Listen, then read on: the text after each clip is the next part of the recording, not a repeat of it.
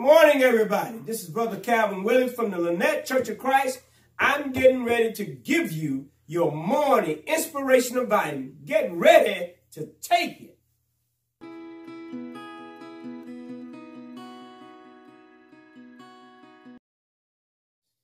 Let me ask you all a question out there. Have you ever been in a battle that you couldn't see your enemy?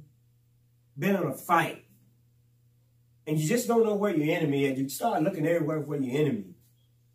Well, there's a battle that we as Christians, we as children of God, we all fight from time to time. And we can't see our enemy.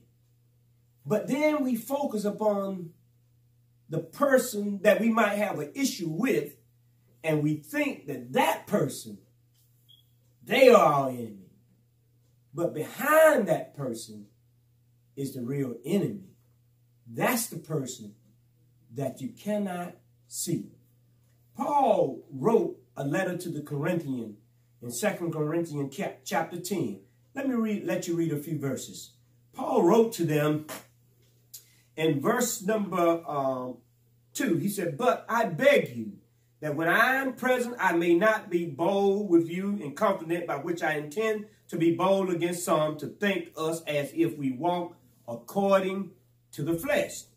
For though we walk in the flesh, we do not war according to the flesh." Now watch and listen now. He said, "For our weapons of our warfare are not carnal," that means fleshly, "but are mighty in God for pulling down the stronghold, casting down every high imagination that exalts itself against the knowledge of God, and bringing every thought," keep that in mind, "into captivity to disobedience, to the obedience of Christ." Now what Paul is saying here, the enemy that we are fighting, we can't see him.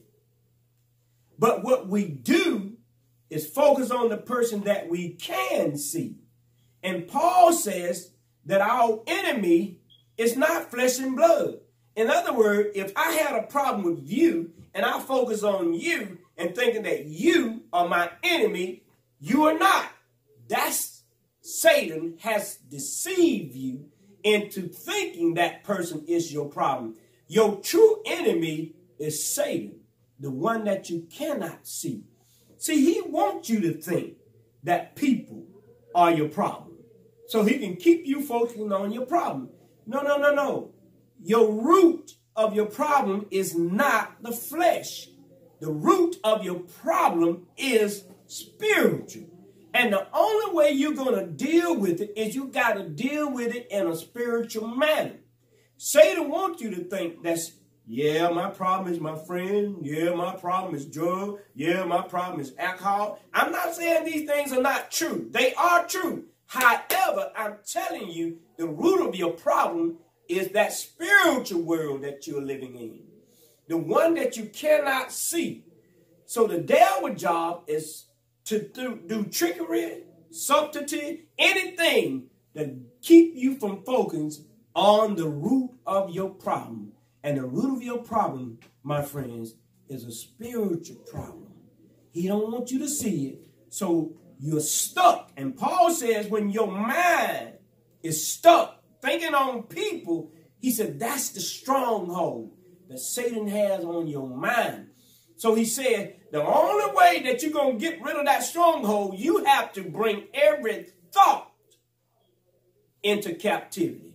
You have to say to yourself, who's this enemy?